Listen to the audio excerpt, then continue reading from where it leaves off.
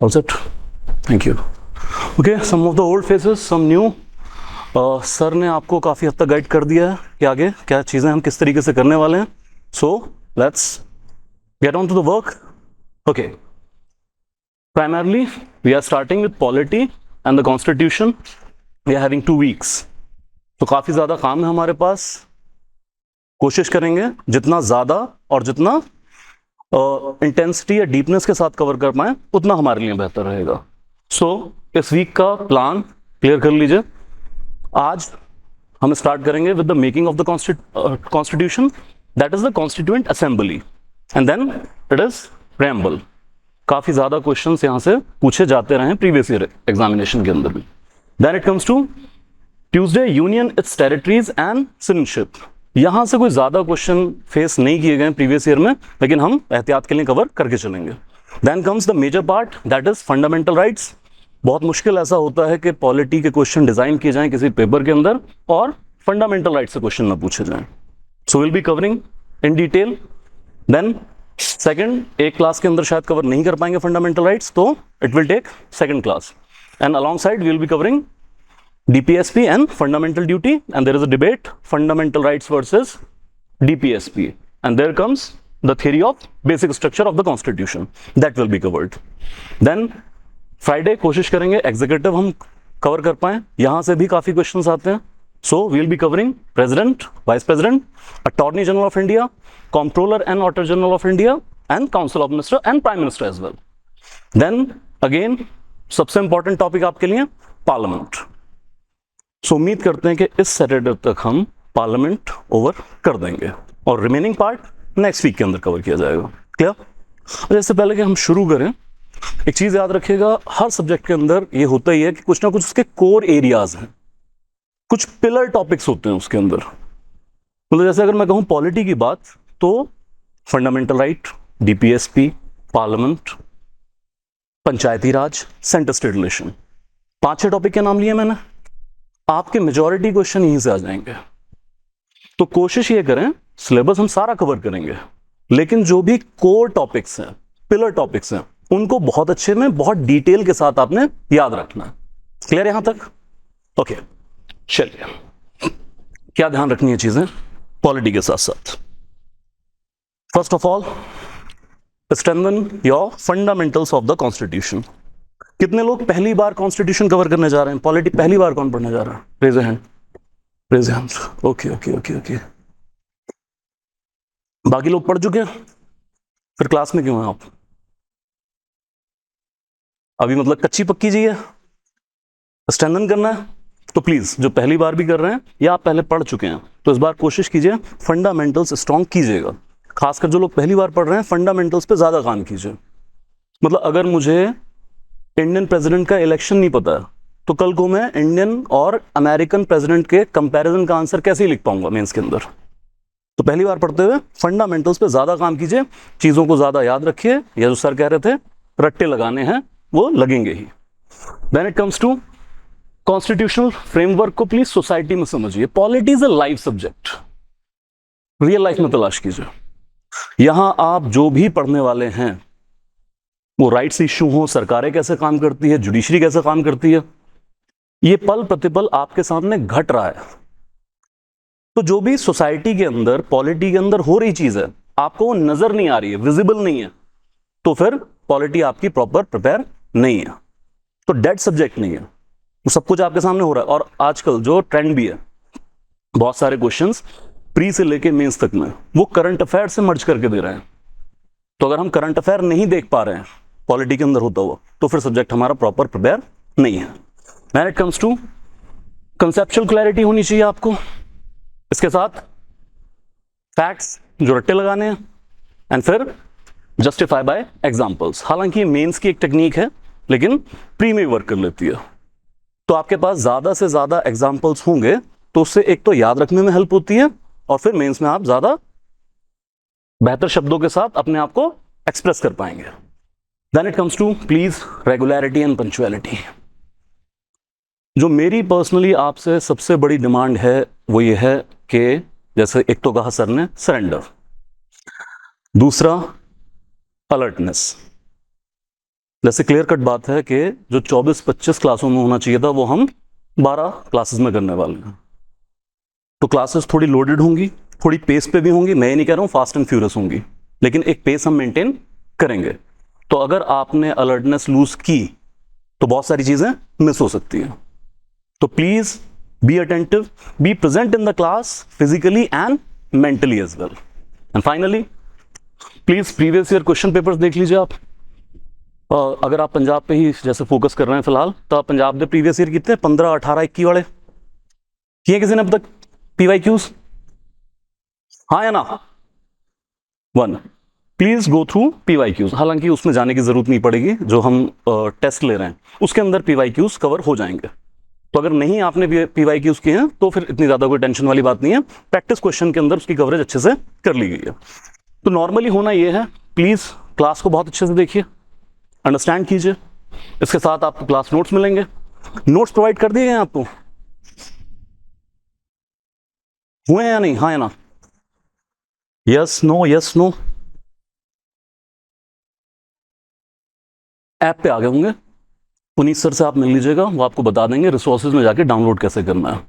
बल्कि बेहतर ये रहेगा कि आप एक दिन पहले ही नोट्स अपडेट हो जाते हैं, तो आप नोट्स डाउनलोड कीजिए, उनकी एक प्लेन रीडिंग ले लीजिए अगर कर सकते हैं, फिर क्लास के अंदर आइए, तो ज़्यादा अलर्टनेस के साथ आप आएंगे। हो सकता है आपके डाउट्स हों, उसकी भी क्लैरिटी हो जाए।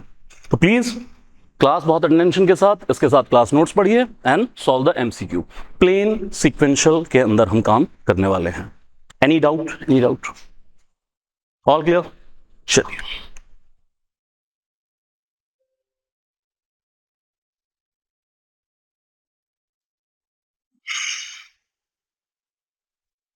चलिए, we are starting with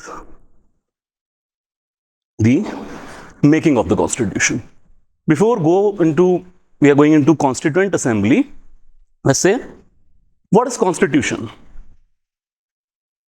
देखिए, एक चीज समझ लेंगे, कॉन्स्टिट्यूशन के अंदर लार्जली 2 प्रमाइस होते हैं। एक है इंस्टीट्यूशनल प्रमाइस, जहां पे आपको इंस्टीट्यूशंस दिए गए होंगे, क्या जैसे पार्लियामेंट है, जुडिशरी है, पंचायती राज है एंड सो ऑन। और एक होता है इसके अंदर फिलोसफिकल प्रमाइस, तो उसमें काफी सारी फिलोसफी टाइप की चीजें हैं, आइडियोलॉजी टाइप की चीजें हैं, fundamental right, DPSP, preamble. Clear? तो जो पहला पार्ट हम डील करने वाले हैं वो लार्जली फिलोसफिकल प्रमाइस है। तो इसमें कंसेप्ट की क्लैरिटी, और बहुत ज्यादा ऐसा नहीं है कि इसमें फैक्ट ही रटने हैं, अंडरस्टैंडिंग यहां पर ज्यादा मैटर करती है। क्लियर? तो let's get on with what is constitution. आखिर होता क्या है? Anyone please? Anyone? What is constitution?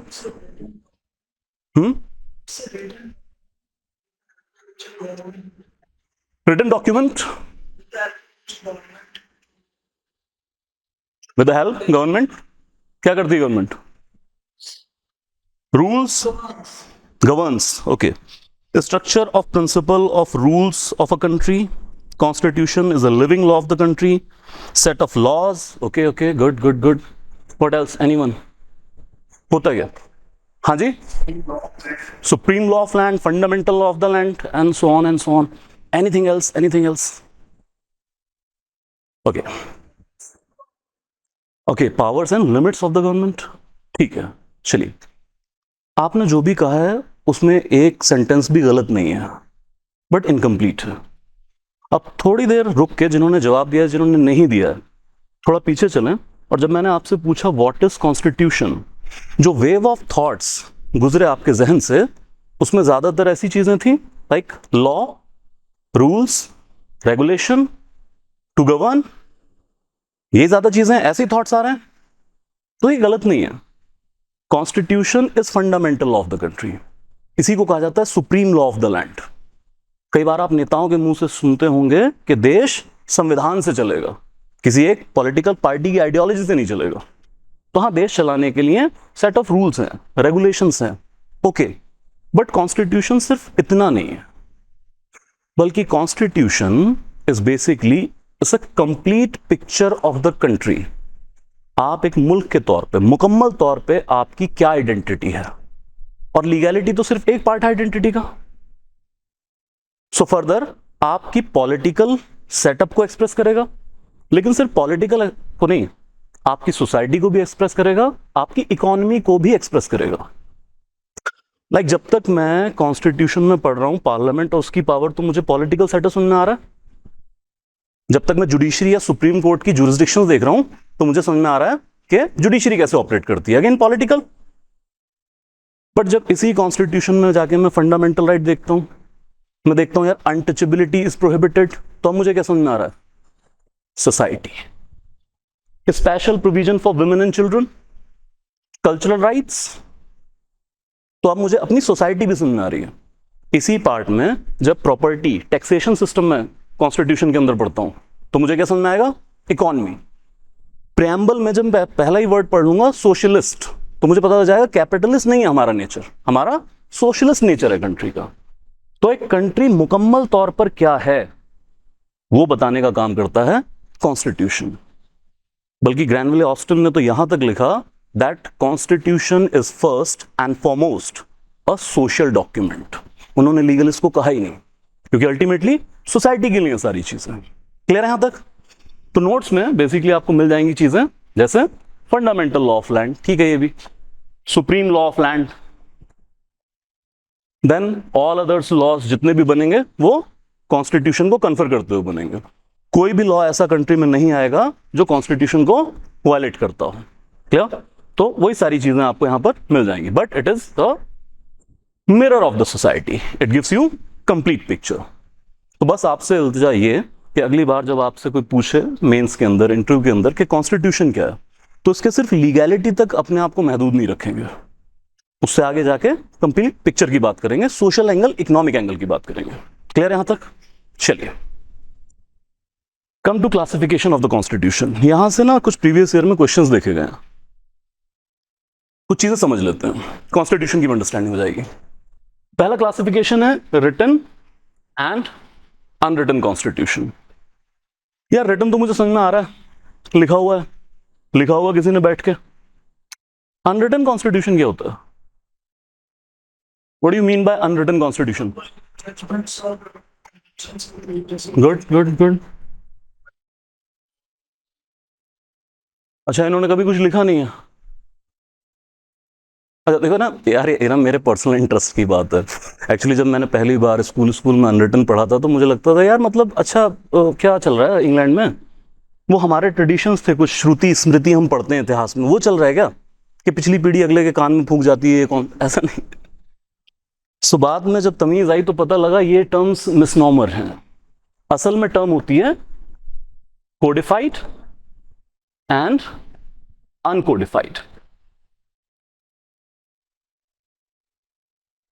तो रिटन, हालांकि आप अगर एग्जाम में रिटन अनरिटन यूज कर लेंगे तो कोई प्रॉब्लम नहीं आएगा, क्योंकि ये वर्ड इतना ज्यादा यूजेज में है कि अब इसको मान्यता मिल चुकी है।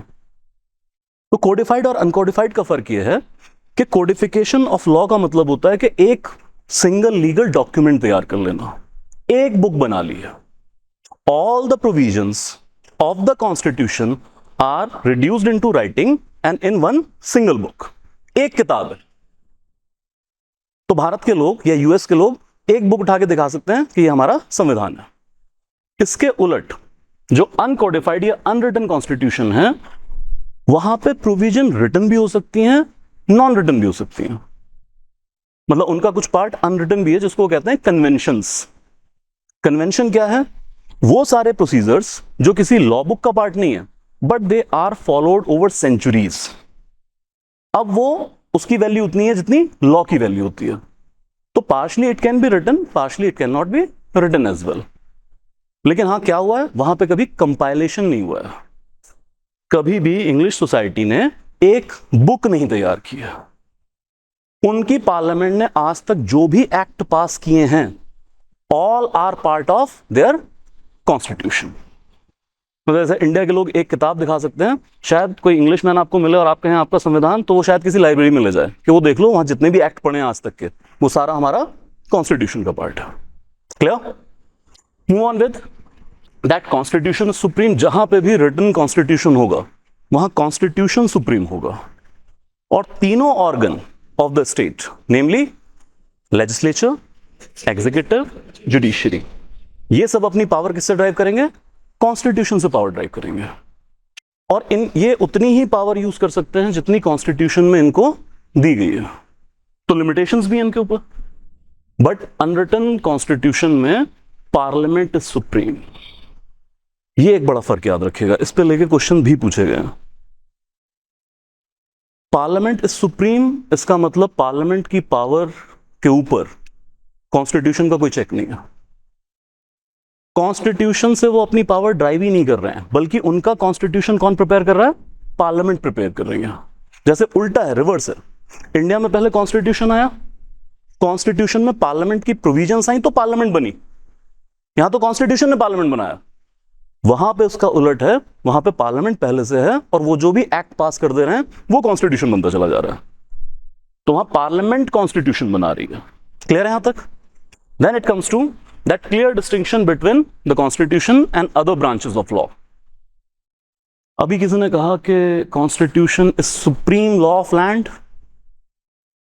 तो अगर एक सुप्रीम लॉ है, इसका मतलब बाकी ऑर्डिनरी लॉज भी होंगे। तो एक क्लियर डिस्टिंक्शन आपको देखने को मिलती है, एक तरफ होगा कॉन्स्टिट्यूशन और दूसरी तरफ आपके बाकी सिविल एंड क्रिमिनल लॉज। भाई देश ठीक है, संविधान से चलता है, लेकिन एक बड़े अपरेटस मैक्रो लेवल पे आपको प्रोवाइड किया हुआ है, लेकिन कंट्री चलाने के लिए तो आपको बहुत सारे रूल्स रेगुलेशन की जरूरत है।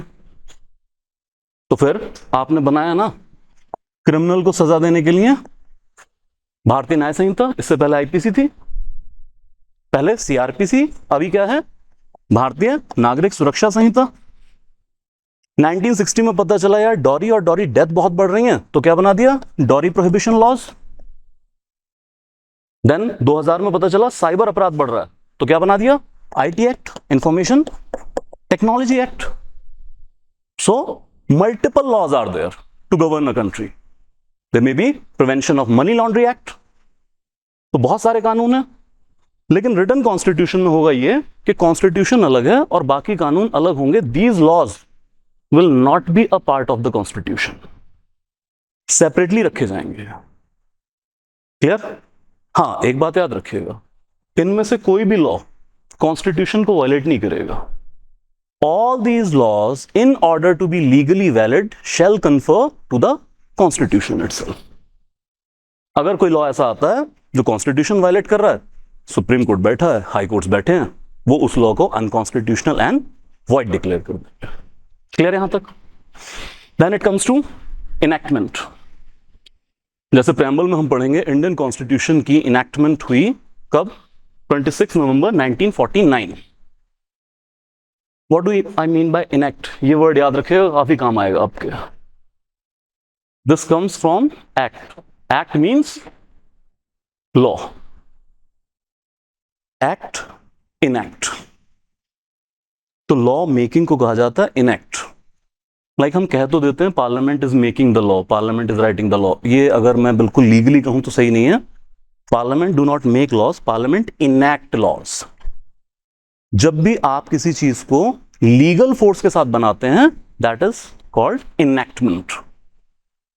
तो कॉन्स्टिट्यूशन इनैक्ट या अभी के लिए याद रख लें कि कंप्लीट कब हुआ?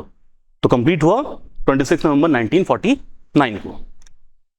लेकिन क्योंकि इन्होंने कभी लिखा ही नहीं है, तो फिर इनके पास कोई डेट ही नहीं है, ना ओरिजिन की ना एंडिंग की। इनका तो अभी भी इवॉल्व हो रहा है। आज भी इंग्लिश पार्लियामेंट अगर कोई एक्ट पास कर दे, that will be considered part of their constitution.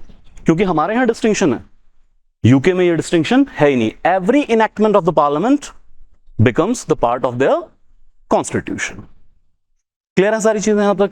Any doubt? Last एक छोटा सा पॉइंट, रिजिड और flexible due to the amending procedure. Written constitution में एक प्रोविजन होगा जो अमेंडेबिलिटी की बात करेगा कि कॉन्स्टिट्यूशन को कैसे अमेंड कर सकते हैं, कैसे उसमें बदलाव लाया जा सकता है। कुछ आप डिलीट कर सकते हैं, कुछ आप नया लिख सकते हैं। अब वो प्रोसीजर अगर बहुत सिंपल है तो आप कहेंगे कॉन्स्टिट्यूशन फ्लेक्सिबल, लेकिन अगर वो प्रोसीजर बहुत रिजिड है तो आप कह देंगे उतनी degree that constitution is rigid. But on the other part, in unwritten, it is always flexible. Why always flexible? Because every enactment of the parliament changes their constitution. Any doubt, please ask. Clear है? अच्छा, एक और गुजारिश आपसे, या जो मेरी उम्मीद भी है आपसे, वो ये, please ask doubts. Even if you find it silly, even then please ask question. आता होगा तुरंत बता दूंगा, नहीं आता होगा पढ़ के आऊंगा फिर बता दूंगा. Nobody is encyclopedia. क्लियर? तो प्लीज क्लास के अंदर, क्लास के बाहर, जहां पे भी आप कंफर्टेबल हैं, प्लीज आस्क डाउट. और खासकर छोटे वाले तो जरूर पूछेगा. बड़ी और मोटी चीजें तो कहीं किताब में पढ़ के भी सॉल्व हो जाती हैं, छोटी छोटी चीजें नहीं सॉल्व हो पाती. तो क्वेश्चंस लगातार पूछते रहिएगा. क्लियर? चलिए. So just a bit understanding of what is constitution, classification of the constitution, then come to making of Indian constitution. Who wrote Indian constitution? किसने लिखा?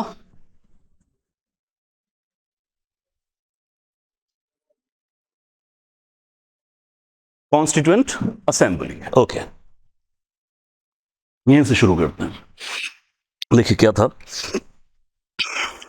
सिंपल सी कहानी कि जब अंग्रेज यहां से जाने लगे तो उन्होंने कहा हम तो चले जाएंगे, साथ में हमारा लॉ भी जाएगा. आपको सिर्फ इंडिपेंडेंट नहीं, आपको सॉवरन भी बनना है. तो सॉवरन कंट्री तो खुद के लॉ से गवर्न होती है. तो फिर ये तय किया गया कि आजाद भारत के लिए एक नया संविधान लिखा जाएगा. लेकिन फिर डाउट यही कि कौन लिखेगा. क्या अकेले गांधी जी से लिखवा लें, या अकेले आईएनसी लिख दे? इंडियन नेशनल कांग्रेस पूरा भारत तो नहीं है, और भी बहुत पॉलिटिकल पार्टीज हैं. और फिर इतनी सारी डाइवर्सिटी इंडिया के अंदर, ज्योग्राफिकल से लेके रीजनल डाइवर्सिटी, पीपल की आइडियोलॉजी की डाइवर्सिटी. तो अल्टीमेटली हुआ ये कि 1934 में एम.एन. रॉय साहब ने, was a great communist leader of India, he debated with Lenin even.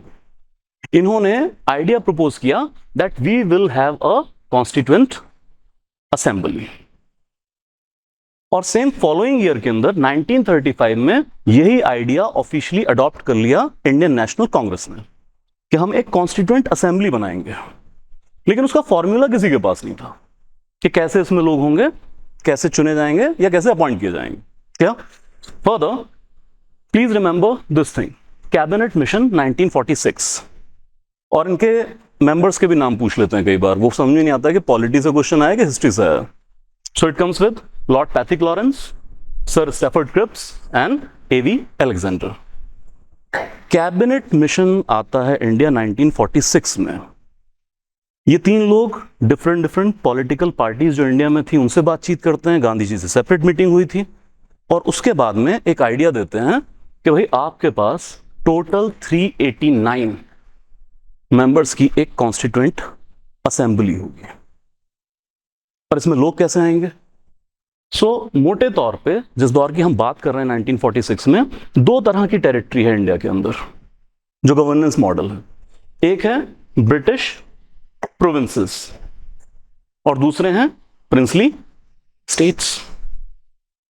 क्या गेम है ये? एनीवन? प्रिंसली स्टेट्स क्या थे ये?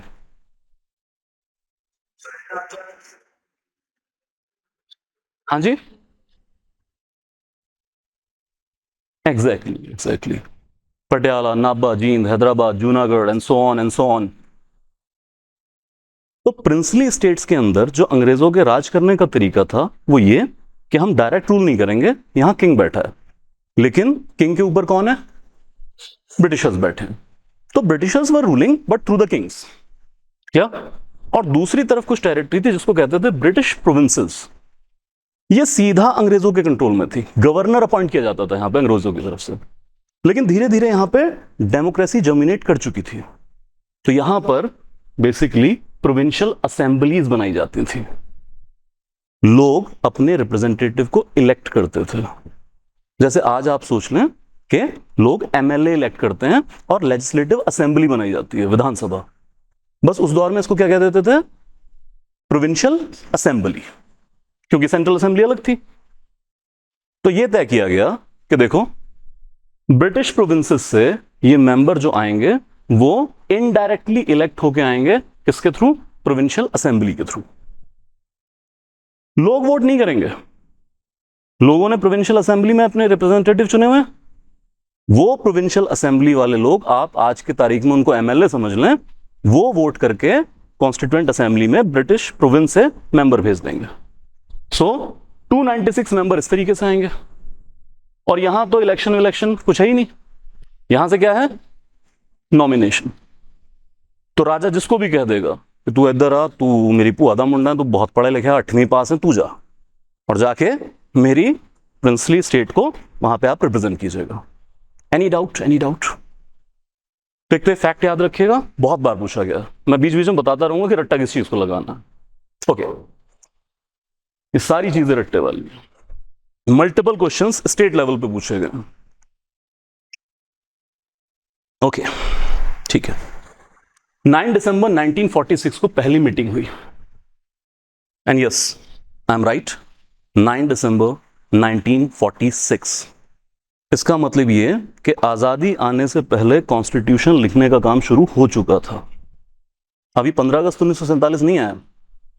9 दिसंबर 1946 को पहली मीटिंग होती है और पहली मीटिंग में ही डॉक्टर सच्चिदानंद सिन्हा को टेम्परेरी प्रेसिडेंट चुन लिया जाता है। अगर आप लिख रहे हैं तो उसके साथ लिख लीजिएगा टेम्परेरी। देखिए, होता यह है कि जिस भी बॉडी को हम कहें कि ये डेमोक्रेटिक बॉडी है, उसका ये उसूल है कि बिना प्रिसाइडिंग ऑफिसर के काम नहीं करेगी। आप लोकसभा देखेंगे तो स्पीकर होता है, लेजिस्लेटिव असेंबली देखेंगे तो स्पीकर होता है। तो एक सीनियर मेंबर को सर्वसम्मति से चुन लिया गया कि आप टेम्परेरी प्रेसिडेंट हैं। और 2 दिन बाद 11 दिसंबर को doctor Rajendra Prasad was the first and last elected president of the constituent assembly. Clear है? ओके। देन 13 दिसंबर को पंडित जवाहरलाल नेहरू जी ने एक रेजोल्यूशन मूव किया जिसको कहा गया एम्स एंड ऑब्जेक्टिव रेजोल्यूशन। ये बहुत इंपॉर्टेंट डॉक्यूमेंट है, इसको भी याद रखिएगा, क्योंकि जब हम प्रेम्बल पढ़ेंगे तो हम ये याद करेंगे that preamble is inspired, rather designed on the basis of AIIMS and objective resolution. कई बुक्स में इसको सिर्फ ऑब्जेक्टिव रेजोल्यूशन भी कहा गया है, वो सेम ही चीज है। वैसे ये डॉक्यूमेंट क्या था? सिंपल इतनी बात कि नेहरू जी आए, परमिशन मांगी और कहा कि देखो, ये जो हम संविधान बनाने जा रहे हैं इसके एम्स क्या हों, ऑब्जेक्टिव्स क्या होने चाहिए। बस मैं वो एक लिस्ट लेके आया। तो उसमें वही लोगों की सोशियो इकोनॉमिक पॉलिटिकल सिक्योरिटी की बहुत सारी चीजें थी, देश के तौर पे हम अचीव क्या करेंगे, वो सारी चीजें लिखी गई थी, जिसकी झलक आपको प्रेम्बल के अंदर मिल जाएगी। 13 दिसंबर को ये AIIMS and objective resolution move किया गया। इससे पहले कि इसके ऊपर डिबेट हो पाती, इसको अडॉप्ट किया जाता, एक मेंबर हुए कॉन्स्टिट्यूएंट असेंबली के एस जैकर। इन्होंने उठ के एडजॉर्नमेंट मोशन मूव कर दिया। एडजॉर्नमेंट मोशन क्या था? सभा की कार्रवाई यहीं रोक दीजिए, अभी हम काम नहीं करेंगे। और यहीं पे कॉन्स्टिट्यूएंट असेंबली में पहला झगड़ा देखने को मिला। तो बहुत सारे राइटर्स वगैरह बैठे थे, मतलब कुछ ने तो उठ के यही पूछा कि जैकर साहब की हो गया, मसा देना है, हुण संविधान लिखन लग गए, तुसी पता नहीं ना, आही तो नहीं सी करना, दसो तकलीफ की है, वाई एडजॉर्नमेंट मोशन?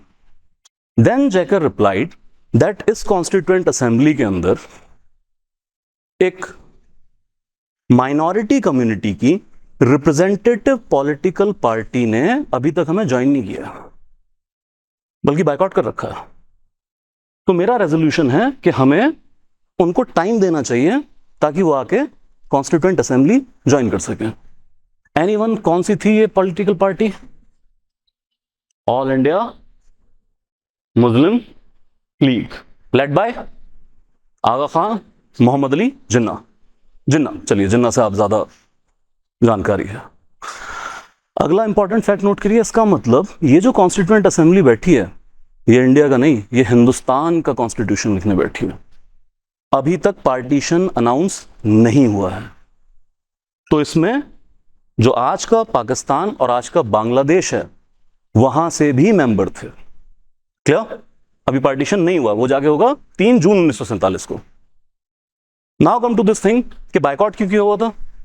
तो आई बिलीव आप हिस्ट्री में पढ़ते हैं कि दिसंबर 1946 आते आते मोहम्मद अली जिन्ना पूरी तरह से पाकिस्तान की डिमांड पर अड़ चुके थे। वो ये कह रहे थे कि पार्टीशन से कम हम कुछ नहीं चाहते हैं। अब जो राइट विंगर कॉन्स्टिट्यूएंट असेंबली के अंदर बैठे थे उन्होंने इस बात का और विरोध किया। बोले जैकेट साहब आपका ये मूव मुस्लिम अपीजमेंट वाली बात है। मुस्लिम अपीजमेंट भी नहीं, बल्कि ये ऑल इंडिया मुस्लिम लीग को अपीज करने वाली बात है। तो पहली बात तो ये कि ऑल इंडिया मुस्लिम लीग अकेली रिप्रेजेंटेटिव नहीं है मुसलमानों की। और कांग्रेस की तरफ हाथ करके कह दिया कि मौलाना आजाद साहब तो बैठे हैं कांग्रेस की तरफ से, क्या ये मुसलमानों को रिप्रेजेंट नहीं कर रहे हैं? और आपकी इसी अपीजमेंट थ्योरी की वजह से आज देश पार्टीशन के कगार पर खड़ा है। अगर इस तरह से इनको मौके दिए जाने लगे, ये पार्टीशन करवा देंगे। अब इस बात को लेकर काफी झगड़ा चल रहा है। इस सब के बीच में पहली बार कॉन्स्टिट्यूएंट असेंबली में स्पीच देने के लिए खड़े होते हैं डॉक्टर अंबेडकर। और वो अपनी पहली स्पीच से क्लियर कर देंगे कि वो क्या मयार लेके कॉन्स्टिट्यूशन असेंबली के अंदर आए हैं।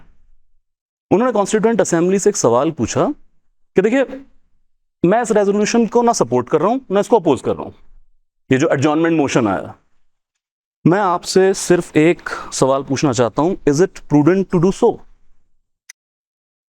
क्या अगर हम मुस्लिम लीग की रिप्रेजेंटेशन के बिना संविधान लिखना शुरू कर दें, ये ठीक रहेगा? मतलब आप अपनी आने वाली पीढ़ियों को क्या मैसेज देना चाहते हैं, या फिर हिंदुस्तान की जो डिफरेंट माइनॉरिटीज हैं, आप क्या मैसेज देना चाहते हैं? आप रीजनेबल टाइम तक उनका वेट भी नहीं करेंगे? मतलब ये क्या एटीट्यूड हुआ कि नए भारत का संविधान लिखा जा रहा हो, कोई आता है आए, नहीं आता ना आए, हम तो लिखना शुरू कर रहे हैं।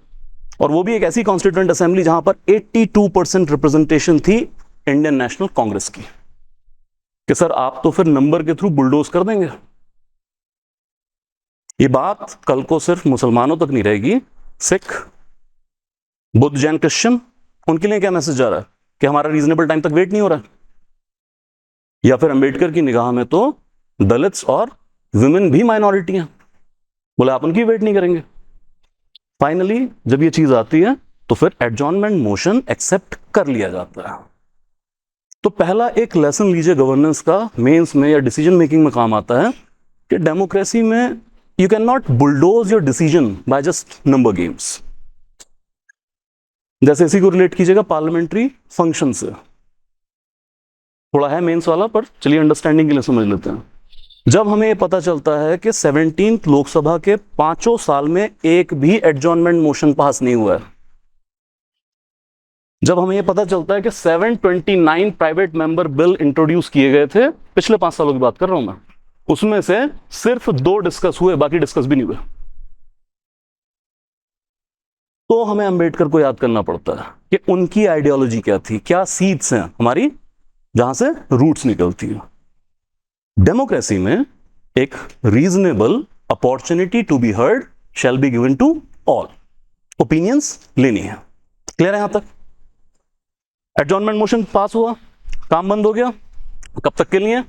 20 तारीख तक के लिए मुलतवी कर दिया गया।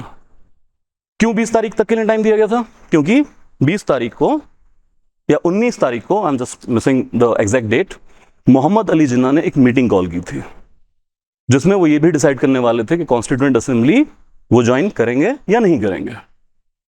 तो बोले ठीक है वेट कर लेते हैं, लेकिन ये मीटिंग कभी हुई नहीं। बिना कोई वजह बताए मोहम्मद अली जिन्ना ने ये मीटिंग कैंसिल कर दी थी। तो उसके बाद जब कॉन्स्टिट्यूएंट असेंबली दोबारा मिलती है तो फाइनली 22 जनवरी 1947 को पहला काम यही होता है कि AIIMS and objective resolution debate के बाद एक्सेप्ट कर लिया जाता है। क्लियर? और यहां से कॉन्स्टिट्यूशन लिखने का काम शुरू हो जाएगा। तो गवर्नेंस का अगला लेसन भी ले लीजिए। डेमोक्रेसी में एक reasonable opportunity to be heard देना है सबको, लेकिन किसी के भरोसे बैठा ही नहीं रहना है, otherwise you will be prisoner of indecision. एक रीजनेबल अपॉर्चुनिटी दी, उसकी बात ली गई, लेकिन फिर देश हक में क्या जरूरी है वो डिसीजन लेने पड़ेंगे। जब आप एसडीएम होंगे, डीएसपी होंगे, तो बहुत सारा ऐसा डालमा आएगा कि डिसीजन लिए जाएं या ना लिए जाएं, लेकिन गवर्नेंस चलती है डिसीजन से। क्लियर यहां तक? तो अगली बार जब आपकी सब डिवीजन में किसान धरने पे बैठेंगे तो आपको सोचना पड़ेगा लाठीचार्ज किया जाए या पहले बातचीत कर ली जाए, तब ये सारे लेसन्स काम में आएंगे। क्लियर यहां तक? चलिए, इसके बाद आ ही गया वो काला दिन, 3 जून 1947। Mountbatten plan was announced and India got partition. अब जब पार्टीशन हुआ तो पाकिस्तान और बांग्लादेश वाली सीट्स तो खत्म हो गई, वो अपनी अलग कॉन्स्टिट्यूएंट असेंबली बनाएंगे, लिखेंगे ग्रीन बुक, जो लागू ही नहीं कर पा रहे। नाउ इट कम्स टू, हमने अपना नंबर रिड्यूस कर लिया, तो बस ये एक नंबर याद रख लीजिएगा। ओरिजिनल कॉन्स्टिट्यूएंट असेंबली में क्या नंबर था? 389। Now it reduce to 299, the brave 300 या जैसे भी आप याद रखना चाहें। 229 आए ब्रिटिश प्रोविंसेस से and 70 from princely states. Any doubt please ask. All clear? Rest फिर कमिटीज, यहां से भी इंपॉर्टेंट क्वेश्चंस आते हैं। अब ये 299 मेंबर्स जो हैं, ये एक वक्त पर सारे लोग मिलकर काम नहीं कर रहे हैं, बल्कि इन्होंने क्या किया, अपने आप को कमिटीज में बांट लिया। सिंपल आइडिया है कि टाइम और एनर्जी सेव किया जाएगा। जैसे ऐसे कि भाई आ जाओ तुम 4-5 लोग, वकील हो, बोले हाँ जी वकील है, ऐसा करो सिटीजनशिप पे चैप्टर लिख लाओ, भाई आप प्रोफेसर साहब आ जाइए, मुंशी साहब आप आ जाइए, ठीक है, आप सोशलिस्ट हैं, आप कम्युनिस्ट हैं, आइए, ऐसा कीजिए, फंडामेंटल राइट पे एक चैप्टर लिख के लाइए। किसी को पार्लियामेंट में लिखने के लिए दे दिया, तो आप जाइए रिसर्च के दौरान रिसर्च कीजिएगा और फिर उस पर चैप्टर लिख के लेके आएंगे। सारी कॉन्स्टिट्यूएंट असेंबली उस पर डिबेट एंड डिस्कस करेगी और कुछ अमेंडमेंट मूव करना है तो मूव कर देंगे। दुनिया भर के 60 कॉन्स्टिट्यूशन को ऑन रिकॉर्ड पढ़ा गया, उनकी अच्छी चीजें अडॉप्ट एंड अडेप्ट की गई। 5000 से ज्यादा कॉन्स्टिट्यूएंट असेंबली में अमेंडमेंट्स मूव किए गए थे। मतलब ऐसा नहीं था कि कमेटी जो भी लेके आ रही है बस वही फाइनल है, चेंज कर दी जाती थी चीजें, और धीरे धीरे टुकड़ों टुकड़ों में कॉन्स्टिट्यूशन बनने लग पड़ा। ये सब ना कोई रॉकेट साइंस नहीं है, काम करने के बस सिंपल से तरीके हैं। अच्छा, सारी पॉलिटी के अंदर ना आपको कुछ भी ऐसा रॉकेट साइंस नहीं देखने को मिलेगा। मतलब बहुत सारे लोग कहते हैं कि लीगैलिटी है, टफ है ना, या टर्मिनोलॉजीज हैं, बस थोड़ा सा टर्मिनोलॉजी का खेल है। अदरवाइज आप देखेंगे तो सिंपल सिंपल सी चीजें, किसी काम को करने का 4 लोग एक सही तरीका कैसा बना सकते थे वैसा बना दिया गया। तो ये जो हम आगे जाके पार्लियामेंट्री कमिटीज भी पढ़ेंगे या अभी कमिटीज पढ़ रहे हैं, तो क्या रॉकेट साइंस है? काम को करने का सही तरीका। ਘਰਾਂ ਜਦੋਂ ਵਿਆਹ ਹੁੰਦਾ ਐਦਾਂ ਹੀ ਕਰਦੇ ਨੇ, ਸਾਰਾ ਟੱਬਰ ਇੱਕੋ ਵਕਤ ਤੇ ਚੱਕ ਕੇ ਇੱਕ ਕੰਮ ਕਰਨ ਨਹੀਂ ਤੁਰ ਪੈਂਦਾ। ਉਹ 4-5 ਮੁੰਡੇ ਫੜੇ, ਤੁਸੀਂ ਜਾ ਕੇ ਡੀਜੇ ਬੁੱਕ ਕਰਾਇਓ, ਬੀਬੀਆਂ ਤਿਆਰ ਹੋ, ਅੰਬਾਲੇ ਤੋਂ ਸੂਟ ਲੈ ਕੇ ਆਉਣੇ ਆ, मामा आ गया हलवाई ते लाता, गोज लाइक दिस, काम बांट लिए जाते हैं। सेम कॉन्स्टिट्यूएंट असेंबली के अंदर किया जा रहा। बस आपको क्या याद रखना है, मेजर कमिटीज के चेयरपर्सन। फेवरेट टाइप का क्वेश्चन है स्टेट लेवल पे। वैसे बहुत सारी कमिटीज हैं, सबको रट्टा मत लगाइएगा, नोट्स में आपको आगे मिल जाएंगी। कुछ इंपॉर्टेंट कमेटी उसके चेयरमैन आपको याद होना चाहिए। खासकर कुछ पर्सनैलिटीज पकड़ लीजिए, जवाहरलाल नेहरू पकड़ लीजिए, देन सरदार पटेल, अंबेडकर, राजेंद्र प्रसाद। बस इतना याद कर लीजिए इनके अंडर में कौन कौन सी कमिटीज हैं, मसला सॉल्व हो जाएगा, इससे बाहर नहीं पूछते हैं वो। Clear? So just to iterate, Jawaharlal Nehru की 3 आप कमिटीज याद कर लीजिए, union powers committee, union constitution committee and states committee. Further Sardar Patel के under provincial constitution, then advisory committee on fundamental rights, minority and tribals, और इस सब में सबसे अहम drafting committee led by doctor Ambedkar. क्या काम था ड्राफ्टिंग कमेटी का? एनीवन? बस यूं समझें कि ये जो अलग अलग टुकड़ों टुकड़ों में संविधान बन रहा है, इस सबको मिला के एक फाइनल ड्राफ्ट तैयार करना है। और ऐसे doctor Ambedkar is known as father of Indian constitution. तो हालांकि उसकी तो बहुत सारी वजह हैं, उसमें से एक वजह ये भी है कि जो ड्राफ्टिंग का सारा काम है ये डॉक्टर अंबेडकर ने लार्जली सिंगल हैंडेडली किया था, क्योंकि इसके जो अदर 6 मेंबर्स थे, या तो हेल्थ की वजह से या पॉलिटिकल रीजंस की वजह से दिल्ली में ही नहीं मिलते थे वो। तो ज्यादातर काम कौन कर रहे हैं? डॉक्टर अंबेडकर। क्या? And then comes Rajendra Prasad के अंदर आप पकड़ लीजिए procedure committee, rules of procedure committee and steering committee. तो अगर इतना याद कर लिया, क्वेश्चन बाहर नहीं जाएगा। ज्यादातर कई बार मैच द फॉलोइंग में भी ये चीज पूछी जाती है। क्लियर यहां तक? Okay. Functions perform by constituent assembly. Again ये बहुत अच्छे से रट के जाना है। अगर कॉन्स्टिट्यूएंट असेंबली से क्वेश्चन बन रहा है तो आई बिलीव यहां से उन्हें क्वेश्चन बनाना चाहिए। Okay, now it comes like making of the constitution and enacting of ordinary laws. ये कॉन्स्टिट्यूएंट असेंबली ड्यूअल फंक्शन कर रही थी। What do you mean by dual function? साल के कुछ दिन ये as a constituent assembly meeting करते थे जिसमें लिखते थे कॉन्स्टिट्यूशन, और फिर साल के कुछ दिन ये मिलते थे एज पार्लियामेंट, और फिर उसमें क्या कर रहे हैं? ऑर्डिनरी लॉज बना रहे हैं। जैसे 15 अगस्त 1947 को इंडिया आजाद, अंग्रेज जा चुके हैं, चार्ज हैंडओवर हो गया, लेकिन अभी इलेक्शन तो नहीं हुए ना। पहले इलेक्शन कब होंगे? जिसको हम कहते हैं 1951, 52, लंबे चले थे, अक्टूबर से मार्च में जाके लोकसभा आ रही है। तो इस गैप के दौरान इंडिया में रूल कौन कर रहा है?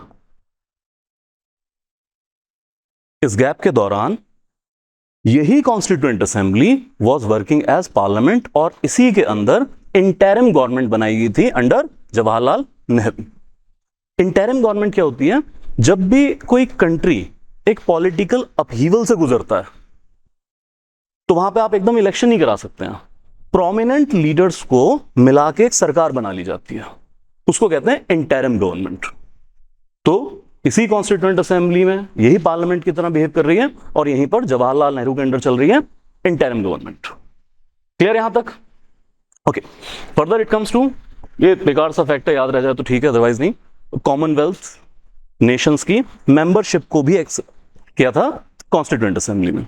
क्या है कॉमनवेल्थ नेशंस? अभी तो लूज कर गया सिग्निफिकेंस पूरी तरह से है। क्या ब्रिटिश? क्या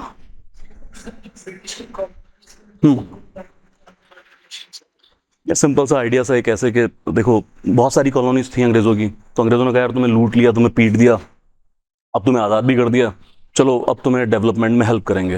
वैसे कंट्रीज ने बहुत हाथ जोड़ दिए कि हमें नहीं चाहिए आपकी हेल्प, बट बोले नहीं करेंगे। तो ऐसे कॉमनवेल्थ नेशन टाइप का बना लिया था।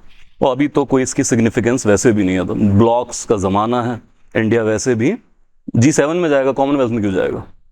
क्लियर है यहां तक? Okay, then it comes to this the most important. इस पे लास्ट ईयर हरियाणा ने क्वेश्चन पूछा था और क्रोनोलॉजी के ऊपर पूछा था। So important one, national flag कब अडॉप्ट किया? जुलाई 2, 1947 को। तो नेशनल फ्लैग भी जो अडॉप्ट किया वो कॉन्स्टिट्यूएंट असेंबली ने किया था। मतलब उस वक्त यार कोई सरकार वगैरह नहीं थी, तो सारे डिसीजन यही चल रहे थे। सरकार मतलब इंटरिम गवर्नमेंट थी, चुनी हुई तो नहीं थी, ये कॉन्स्टिट्यूएंट असेंबली काम कर रही है। तो दे अडॉप्टेड नेशनल फ्लैग, जो आज का आपका ट्राई कलर है, ऑन 22 जुलाई 1947। And then comes adoption of national anthem, national song on January 24, 1950। ये दो तारीखें याद कर लीजिएगा।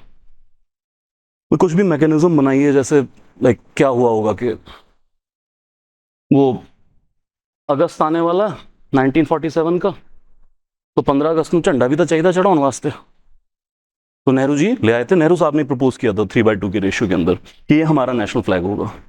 तो बस आप कुछ ऐसा याद कर लीजिए, पहले 15 अगस्त या पहला जो आपका इंडिपेंडेंस डे था उससे पहले आपने नेशनल फ्लैग अडॉप्ट किया था, 1 महीने के अंदर पे। बस याद रखने का रेफरेंस पॉइंट है।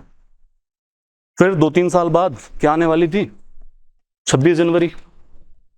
नेहरू जी कहते यार स्वाद जा नहीं होता, झंडा चढ़ाओ नाल नाल थोड़ा गीत संगीत भी चाहिए।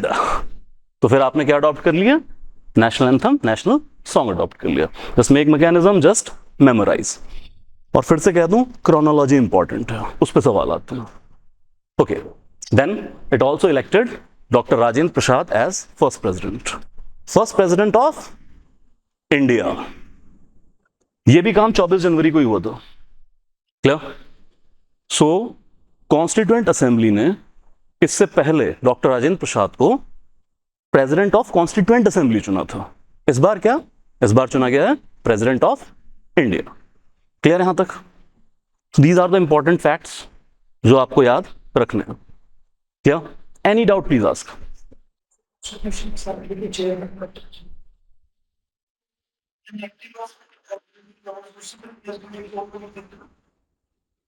नहीं, इसी कॉन्स्टिट्यूएंट असेंबली के प्रेसिडेंट ही वो एक्शन कर रहे थे बेसिकली। एक तो गवर्नर जनरल की पोस्ट क्रिएट की हुई थी, अगर आप उस सॉर्ट में के सिग्नेचर वगैरह में पूछ रहे हैं तो। हाँ जी, हाँ जी, हाँ जी, यही थे, राजेंद्र प्रसाद साहब ही करता था, वही प्रिसाइड ओवर करता था। No no, I don't believe, उनको तो गवर्नर जनरल लगाया गया था आई बिलीव। लोकसभा के जीवी मावलांग करते, और rest I check the fact. ठीक है, अगर फर्क है तो आई चेक। चलिए, क्रिटिसिज्म ऑफ कॉन्स्टिट्यूएंट असेंबली, यहां से ज्यादा क्वेश्चंस तो नहीं आते हैं, लेकिन थोड़ा बहुत मेंस के लिए अगर आप याद कर लें या कहीं प्री में भूले भटके कोई फैक्ट पूछ लें तो याद रखिएगा।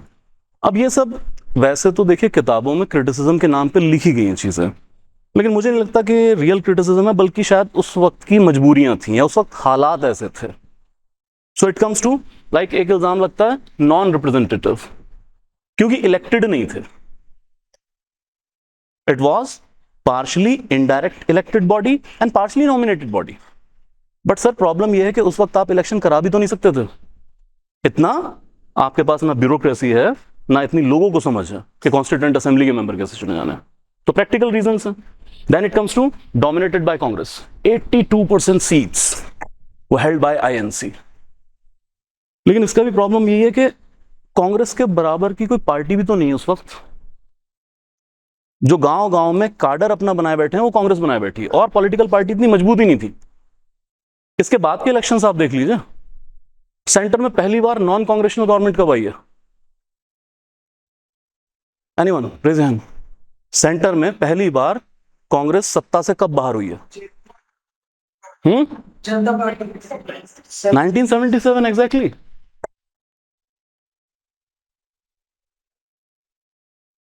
इससे पहले 1967 तक के भी आप इलेक्शन देखेंगे, Congress is dominating even in the states.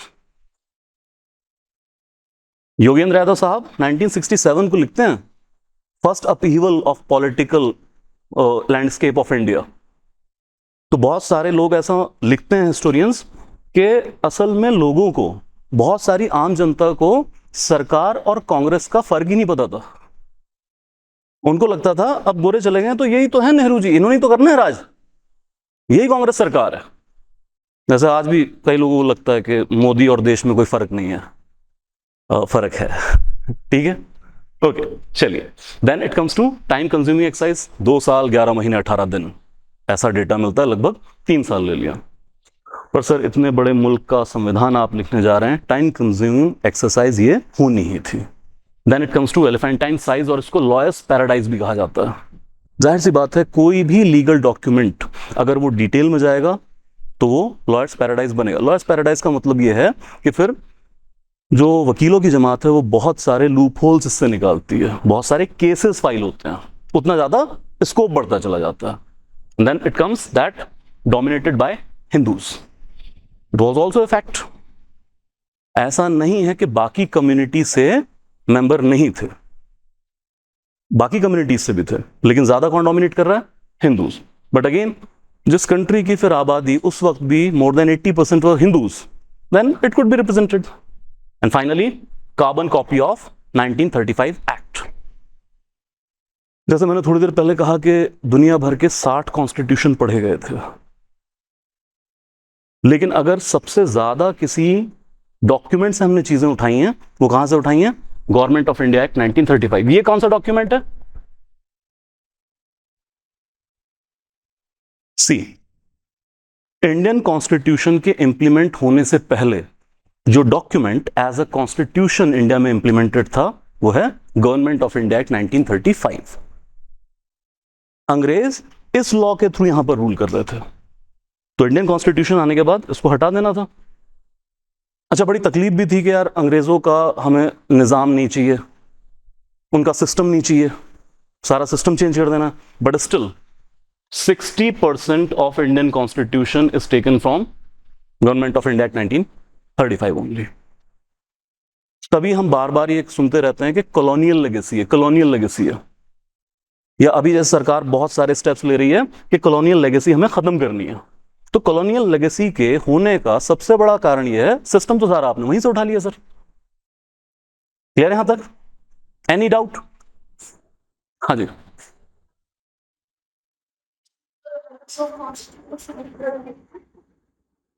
और व्हाट बेसिस? अगर आप इसका ऑब्जेक्टिव आंसर लिखेंगे तो आप लिखेंगे कैबिनेट मिशन प्लान, जो कैबिनेट मिशन ने आइडिया प्रपोज किया था उसके थ्रू। यही चीज के इनडायरेक्ट इलेक्शन होंगे, डायरेक्ट इलेक्शन कराना पॉसिबल ही नहीं है।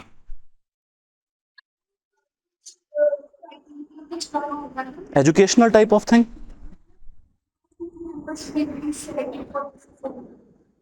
दिस असेंबली, पॉइंट वन, जो प्रिंसली स्टेट थे उन्होंने तो नॉमिनेट कर दिया, तो राजा की अपनी पूरी डिस्क्रिप्शन थी कि किसी भी काबिल बंदे को चुने और रिप्रेजेंटेशन के लिए भेज दें कि यार मेरा इंटरेस्ट प्रोटेक्ट कर पाएगा।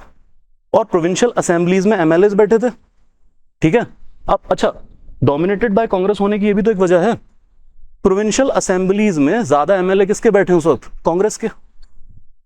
तो कांग्रेस या फिर जो बाकी एमएलए हैं वो अपनी समझ बूझ के हिसाब से कि यार ये बंदा ठीक है, डॉक्टर अंबेडकर ठीक है, जेटकर ठीक है, बेगम एजाज रसूल ठीक है, उस आधार पे भेज देते थे। अदरवाइज क्वालिफिकेशन ऐसा सच कुछ नहीं है।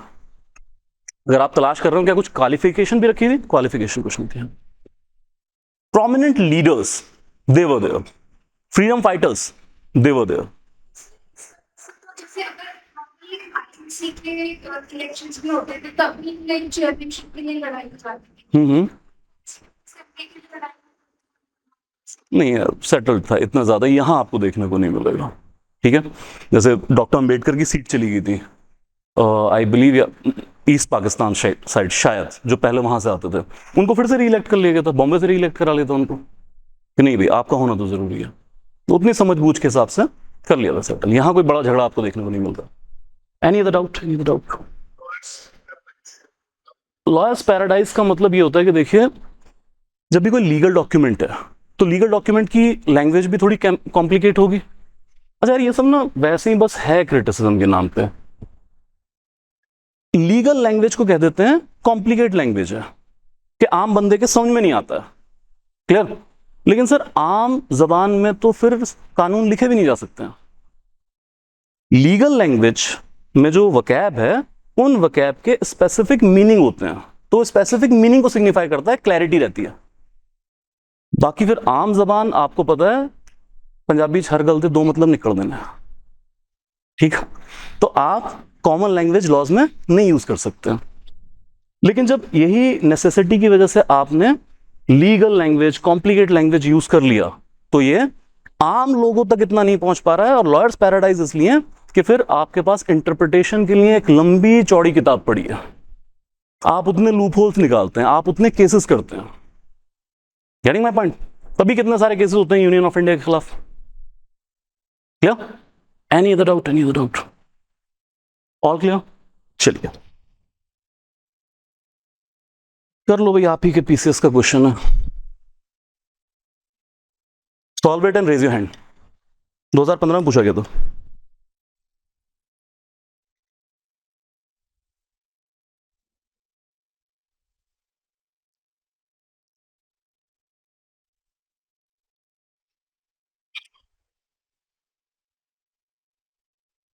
हाँ, ये आरएसएस ने किया है यहाँ पे comment. Doctor Ambedkar was elected in 1946 to the Constituent Assembly from Bengal seat, East Pakistan.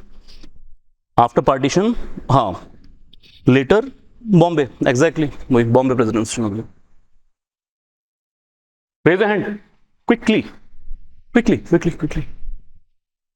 Raise your hand. क्या हुआ?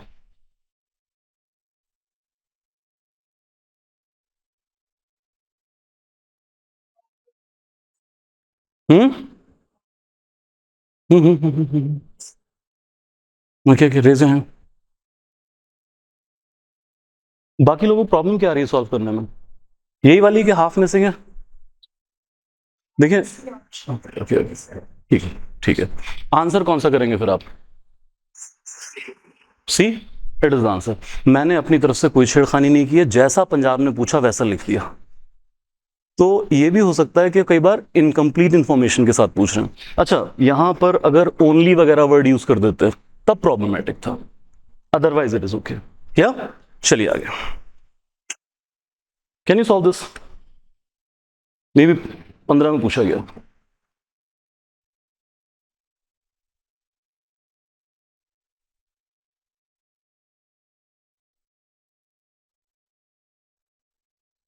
Anyone? सरदार पटेल के अंडर में कौन कौन सी कमेटी है?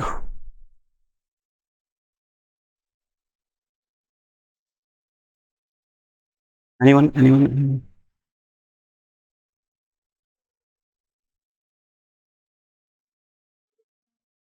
और ओनली? पक्का? बस एक यही नहीं है, बाकी तीनों ठीक है। यार इन्होंने क्या किया है, एक कमेटी थी ऐसे तोड़ तोड़ के लिख दिया, ठीक है। तब आपको ऑप्शंस में कंफ्यूजन हो रहा है। जैसे क्या लिखा है, tribal and excluded area, minority affair, fundamental rights. हाँ जी, इन्होंने तोड़ के पूछ लिया। जैसे वहां पर आपको देखने को यहाँ पे लिखी थी हमने, advisory committee on fundamental rights, minority, tribals, that is the reference point. चलिए, नाउ दिस वर्क, इसमें थोड़ा सा आपका जोर लगेगा रट्टे वाला, और इसमें बहुत ज्यादा ऐसा कुछ है भी नहीं कंसेप्ट वाला, बट हाँ एक फेवरेट क्वेश्चन जरूर यहां से बन जाता है, ठीक है। So the thing is this, किस कंट्री से इंस्पायर होके हमने कौन सी प्रोविजन उठाई है, plain and simple. Now we come to this thing, sorry, government of India act 1935, जिससे हमने क्या कहा था, 60% ऑफ इंडियन कॉन्स्टिट्यूशन लिया गया। Now it comes with federal system, क्योंकि फेडरलिज्म अंग्रेजों के रहते यहां पे आ चुका था। हम अभी बात कर रहे थे सेंट्रल असेंबली अलग है, प्रोविंशियल असेंबली अलग है, okay. Then office of governor, judiciary, judiciary as a system में कह रहा हूं, या जुडिशरी एज अ अपरेटस में कह रहा हूं। Civil courts, criminal courts, high courts, ये उसी दौर में आ चुके हैं। Then it comes public service commission, जिसकी तैयारी आप कर रहे हैं, ये भी उस दौर में आ चुका है। देन इमरजेंसी प्रोविजंस भी हमने कहां से लिए हैं, गवर्नमेंट ऑफ इंडिया एक्ट 1935 से। एंड फर्दर एडमिनिस्ट्रेटिव डिटेल्स, जिस तरह से भी हमारा एडमिनिस्ट्रेशन रन करता है वो सारी डिटेल्स भी हमने जीओआई 1935 से लिया। यार आपका पुलिस सिस्टम, आपका रेवेन्यू सिस्टम, आपका medical, you just say it, ये सब वैसे ही काम करता है जैसे अंग्रेजों के जमाने में करता था। पटवारी की पोस्ट आज की नहीं है, वो तो मुगल टाइम से चली आ रही है बेसिकली, क्या। तो यहां पर जो आप चीजें देख रहे हैं, देखिए अब मतलब ऐसे पढ़ के याद रखना वो मुश्किल काम हो जाता है। अब आपके डिफरेंट डिफरेंट तरीके हो सकते हैं याद करने के। कुछ लोग न्यूमोनिक्स बना लेते हैं, मुझे नहीं आते हैं, अगर आप उसके थ्रू याद करना चाहें वो याद कर लीजिए। जो बेसिकली मैं समझ पाता हूं, अगर आप थीम उठाएं उससे ज्यादा बेहतर याद रहेगा। जैसे अभी थोड़ी देर पहले सर आपको बता रहे थे कि सिर्फ इंफॉर्मेशन बेस होकर आप क्वेश्चन सॉल्व करने की कोशिश मत कीजिए, that can be one thing, but imbibe that thing, make it a part of personality. अब वो आप कैसे करेंगे, तो थोड़ा बहुत अगर आप थीमेटिक देख लें तो शायद चीजें याद रह जाए। जैसे यहां पर आपको मैक्रो लेवल की, यहां पे आपको सिस्टम्स देखने को मिल रहे हैं, मैक्रो लेवल पे चीजें हैं, governor, high post, judiciary, then public service commission, आप यहां से सिस्टम्स ले रहे हैं, हालांकि उनकी फंक्शनैलिटी आप चेंज कर देंगे, क्या। Then you come to British constitution. अब ये दोनों अलग अलग क्यों हैं sir? Government of India act वो लेके आए थे हमारे ऊपर रूल करने के लिए, एक्सप्लॉइट करने के लिए, अपने लिए तो वो कानून अलग रखे हुए थे। तो जो ब्रिटिश कॉन्स्टिट्यूशन के अंदर इंपॉर्टेंट चीजें ली हैं हमने, वो क्या है, parliamentary form of government, office of CAG, rule of law, legislative procedure, single citizenship, cabinet system, writs, parliamentary privilege, bicameralism, prime minister. So long a list. कोई थीम नजर आ रही है इसके अंदर आपको? एनीवन? इसकी थीम है पार्लियामेंट।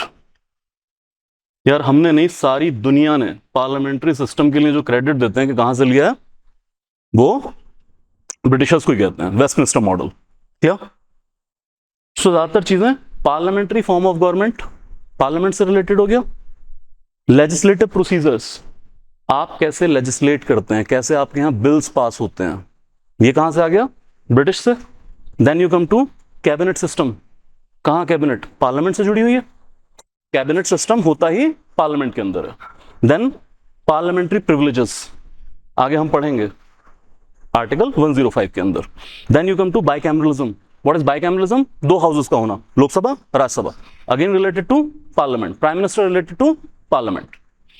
सो लार्जली अगर आपको पार्लियामेंट से जुड़ी हुई कोई चीज ऑप्शन में आए तो लार्जली कहां पे होगी, वो ब्रिटिश कॉन्स्टिट्यूशन से उठाई हुई है। क्लियर, रेस्ट याद कर लीजिए। रूल ऑफ लॉ, ये भी लाइक पार्लियामेंट से जोड़ के आप याद कर सकते हैं। बस इसमें एक चीज इंपॉर्टेंटली याद रखिएगा, रिट्स, ये बड़ा कंफ्यूज करती हैं क्योंकि हमने फंडामेंटल राइट लिए यूएसए से और फंडामेंटल राइट को प्रोटेक्ट करने के लिए रिट्स इशू की जाती हैं। तो हमें लगता है रिट्स भी कहां से आई होंगी, यूएस से आई होंगी। नहीं, रिट्स हमने ब्रिटिश कॉन्स्टिट्यूशन से उठाया।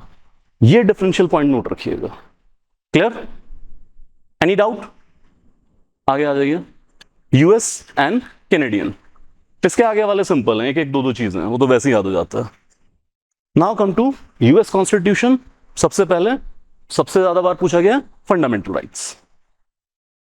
Then it comes to independence of judiciary, judicial review, impeachment of the president, removal of Supreme Court and High Court judges, Vice President and preamble।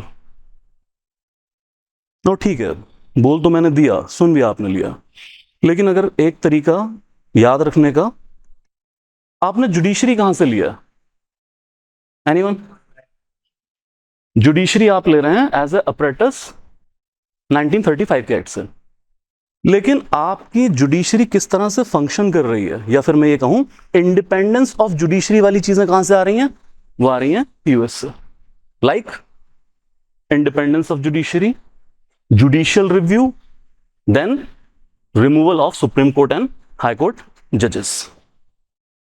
मतलब ऐसे अगर एक तरीका ये भी हो सकता है कि जुडिशरी को लेके आपको सिर्फ दो ही कॉन्स्टिट्यूशन मिलेंगे, एक जीआई 1935, दूसरा यूएस, और कहीं जिक्र ही नहीं है इसका।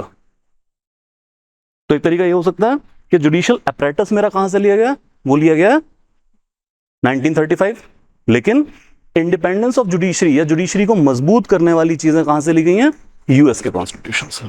क्या फंडामेंटल राइट रट्टा लगा लीजिएगा। Then you come to Canadian constitution,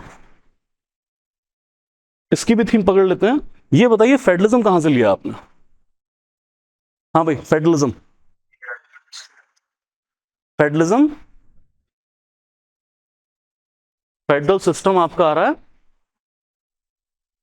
government of India act 1935, लेकिन वो सिस्टम आपने लिया है, लेकिन आपका फेडरलिज्म वर्क कैसे करता है, और उसमें भी खास तौर पे सेंटर इज मोर पावरफुल। तो ये चीज आ रही है कैनेडियन कॉन्स्टिट्यूशन से।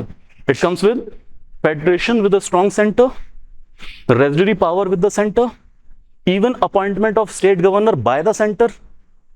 तीन चीजें सीधी सीधी किससे रिलेट हो गई हैं, फेडरलिज्म से। तो फेडरल सिस्टम आपने जीआई 1935 से लिया, लेकिन federation with a strong centre और इससे रिलेटेड जो चीजें हैं वो आप कैनेडियन कॉन्स्टिट्यूशन से उठा रहे हैं। रह जाएगा याद कुछ? And then it comes to advisory jurisdiction of the supreme court, article 143। ये भी कहां से आता है? ये आता है कैनेडियन कॉन्स्टिट्यूशन से। Any doubt, any doubt? Okay, moving to Irish constitution, Ireland. सबसे पहले DPSP, then it comes to nomination of members to the Rajya Sabha. I am not saying election, I am saying nomination. 12 member जो nominate किए जाते हैं, कहां से आ रहे हैं? आयरलैंड से। Then it comes to method of election of the president. याद रखिएगा अमेरिका से नहीं लिया, वो अमेरिका में कंफ्यूज करेंगे, लेकिन अमेरिका में तो है ही प्रेसिडेंशियल फॉर्म ऑफ गवर्नमेंट, तो वहां से कैसे ले सकते हैं? हमारा पार्लियामेंट्री फॉर्म ऑफ गवर्नमेंट है। तो प्रेसिडेंट के इलेक्शन का जो मेथड है दैट इज फ्रॉम आयरलैंड, याद रह जाएगा। Then it comes to Australian, इसकी थीम है कोऑपरेटिव फेडरलिज्म। जो चीजें हमारे कॉन्स्टिट्यूशन में, फेडरलिज्म मतलब इंटर स्टेट कॉपरेशन को बढ़ाती है, सेंटर स्टेट कॉपरेशन को बढ़ाती है, उसको हम कह देते हैं कॉपरेटिव फेडरलिज्म। तो ऐसे जो फीचर्स हैं वो ऑस्ट्रेलिया से उठाए हैं।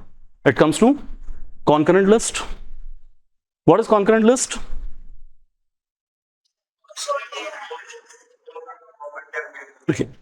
So we are having schedule 7. It contains free list, union list जिस पे लॉ सिर्फ और सिर्फ पार्लियामेंट बनाएगी, स्टेट लिस्ट जिस पे लॉ सिर्फ और सिर्फ स्टेट लेजिस्लेचर बनाएगा, लेकिन कॉन्करेंट लिस्ट जिस पे पार्लियामेंट और स्टेट दोनों लॉज बनाएंगे। आगे बढ़ लेंगे हम लोग। Freedom of trade and commerce and intercourse through out the territory of India. Cricket का बैट जलंधर में बना, चेन्नई तक गया, इंटरस्टेट ट्रेड एंड कॉमर्स चल रहा है।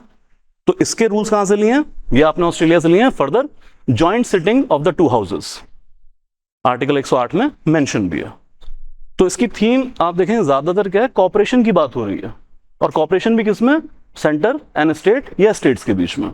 ये आता है ऑस्ट्रेलिया से। Any doubt, any doubt, any doubt? Last Germany, ये बहुत बार पूछा गया। Suspension of fundamental right during national emergency. यार हिटलर की जर्मनी से और क्या उम्मीद करोगे, मतलब वो नहीं है, बस याद करने के लिए बता रहा हूं। क्या दो तरह से इस चीज को याद रखिएगा। इमरजेंसी प्रोविजन अदरवाइज आपने कहां से लिए? Emergency provisions government of India act 1935 से आपने लिए, लेकिन नेशनल इमरजेंसी के दौरान फंडामेंटल राइट सस्पेंड हो जाएंगे। आर्टिकल 358 और 359 में जो है ये आपने वीमर कॉन्स्टिट्यूशन, जर्मनी के कॉन्स्टिट्यूशन से उठाया। And then comes Soviet Union, Russia, fundamental duties, और प्रेम्बल में जो आप वर्ड लेते हैं social, economic and political justice, social, economic, political. Clear? Okay. South Africa, बस this too much of list, but यहां अब एक एक चीजें हैं, अगर याद रह जाए तो बेहतर है, अदरवाइज यूके यूएस के आसपास ही वो आपसे ज्यादा क्वेश्चन पूछेंगे। Then it comes South Africa से आपने उठाया sir amendment to the constitution, that is article 368 and election of the members of Rajya Sabha. मैं यहां पे कह रहा हूं election of the members of Rajya Sabha. इससे पहले हमने पढ़ा nomination of the members of Rajya Sabha, वो कहां से था? आयरलैंड। ये कहां से है? इलेक्शन साउथ अफ्रीका से। एक और तरीका भी याद रखने का, लेकिन फिर लोग मुझे रेसिस्ट कहते हैं तो मैं बताता नहीं हूं। चलते हैं आगे। फ्रांस, क्या लिया है फ्रांस से आपने?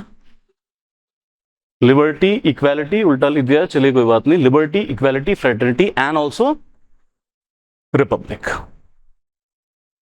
फ्रेंच रेवोल्यूशन पढ़ा है आपने, वर्ल्ड हिस्ट्री होगी आपकी। What was the motto of French revolution? What was the motto of French revolution? Liberty, equality, fraternity. तो ये फ्रेंच रेवोल्यूशन का मोटो था, वही हमने प्रेम्बल में भी रखा। And then it comes Japan से प्रोसीजर एस्टैब्लिश बाय लॉ। याद रह जाए तो ठीक है, अदरवाइज कोई जरूरत नहीं। Clear?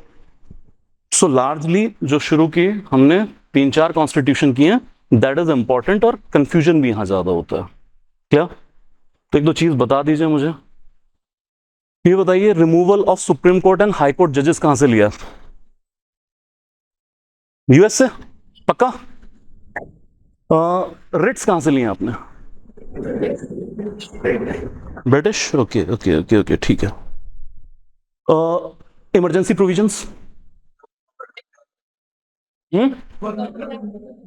Appointment of governor by the centre, Canadian, good. Freedom of trade and commerce, Australia, good one, good one, good one. Okay okay. Fundamental duties, Russia. Directive principle of state policy, Ireland. पक्का? ठीक है। Fundamental rights, US से। तो हो तो गया याद आपको, कितना मुश्किल काम है। क्या? तो कोशिश करें इनको याद कर लें, एक क्वेश्चन आराम से यहां से बनना चाहिए। क्या कर दिए सॉल्व? ये भी कोई प्रीवियस ईयर ही है आपका।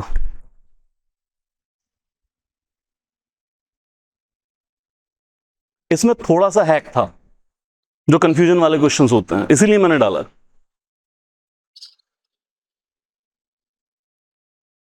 लाइक मैच द फॉलोइंग का क्वेश्चन है।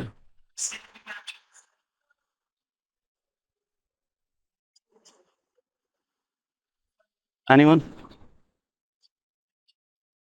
पक्का?